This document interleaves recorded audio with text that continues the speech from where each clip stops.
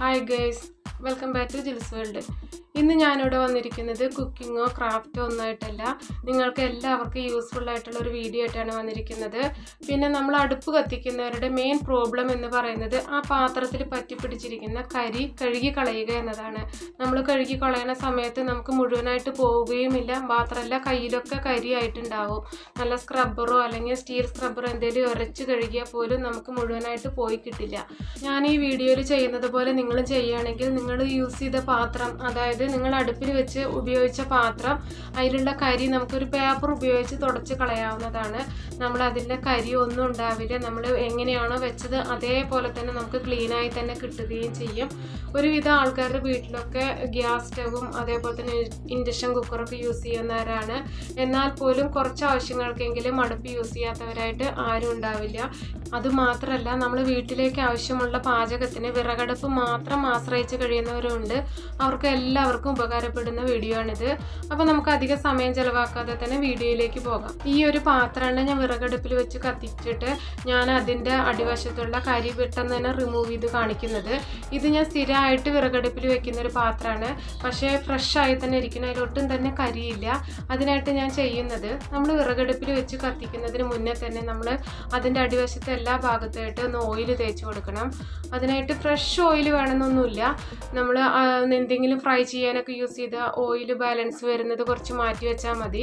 അത്രയേറെ തേച്ച് കൊടുക്കൊന്നും വേണ്ട. അതിലെവിടെയൊക്കെയാണോ കരി നമുക്ക് വരുന്നത് ആ ഭാഗത്ത് എല്ലായിടത്തും ഒന്ന് തേച്ച് കൊടുക്കും. പഴയ മോഡൽ അടുപ്പൊക്കെ ആണെങ്കിൽ നമുക്ക് അതിൻ്റെ മോൾ വശത്തൊക്കെ തേച്ച് കൊടുക്കണം. കാരണം കാറ്റൊക്കെ വീശുന്ന സമയത്ത് നമുക്ക് അവിടേക്കൊക്കെ തീ പാളി വരുമ്പോൾ അവിടെയൊക്കെ കരി പിടിക്കാനുള്ള ചാൻസ് ഉണ്ട്. അപ്പം നമുക്ക് എല്ലായിടത്തും ഒന്ന് ഓയിൽ തേച്ച് കൊടുത്തിട്ട് വരാം.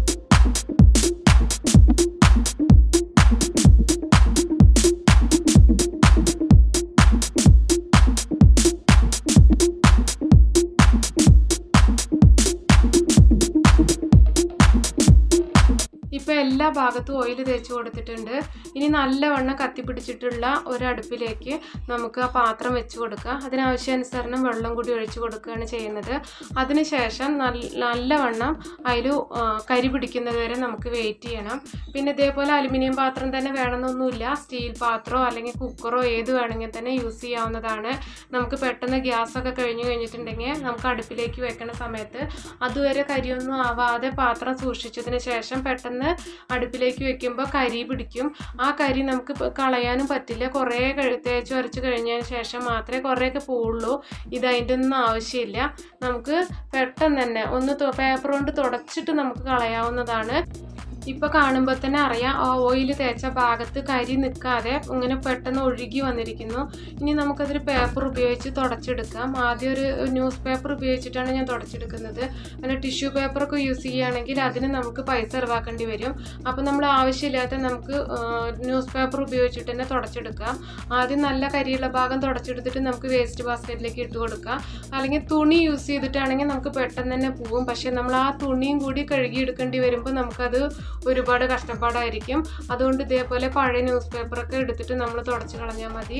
പിന്നെ രണ്ടാമത് വീണ്ടും പേപ്പർ എടുത്ത് തുടച്ചെടുക്കുക. 2-3 പ്രാവശ്യം തുടച്ചെടുക്കുമ്പോൾ തന്നെ നമുക്ക് ഫുൾ ക്ലീൻ ആയിട്ട് കിട്ടും. അപ്പോൾ നമുക്ക് എല്ലാ ഭാഗത്തും ഇതേപോലെ ഒരു പേപ്പർ ഉപയോഗിച്ചിട്ട് തുടച്ചെടുത്തിട്ട് വരാം.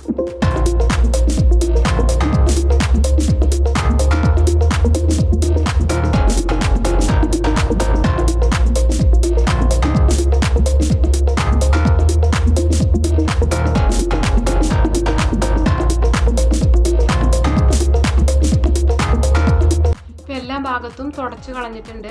ഇപ്പോൾ ഞാൻ അടുപ്പിൽ വെച്ചിട്ടുള്ള ഒരു പാത്രമാണെന്നത് തോന്നുകയില്ല. ഞാൻ ആദ്യം കാണിച്ചെന്ന പാത്രത്തെ പോലെ തന്നെ കരിയൊന്നും ഇല്ലാതെ തന്നെ ഫ്രഷ് ആയിട്ടിരിക്കുന്നു. ഇതേപോലെ വീട്ടിലുള്ള പാത്രങ്ങളൊക്കെ ഫ്രഷ് ആയിട്ടിരിക്കുകയാണെങ്കിൽ നമുക്ക് അടുപ്പ് യൂസ് ചെയ്യുകയും ചെയ്യാം. പക്ഷേ പാത്രങ്ങളെല്ലാം ഫ്രഷ് ആയിരിക്കും ചെയ്യണമെങ്കിൽ ഇതേപോലെ ഒരു ഓയിൽ ടിപ്പ് ചെയ്താൽ മാത്രം മതി. നിങ്ങൾ ഇതേപോലെ ഒന്ന് ട്രൈ ചെയ്ത് നോക്കണം. പിന്നെ ഫ്രണ്ട്സ്, നിങ്ങൾ ആരെങ്കിലും സബ്സ്ക്രൈബ് ചെയ്യാതെ വീഡിയോ ഒന്ന് കണ്ടിട്ടുണ്ടെങ്കിൽ ഒന്ന് വേഗം പോയി സബ്സ്ക്രൈബ് ചെയ്യണേ.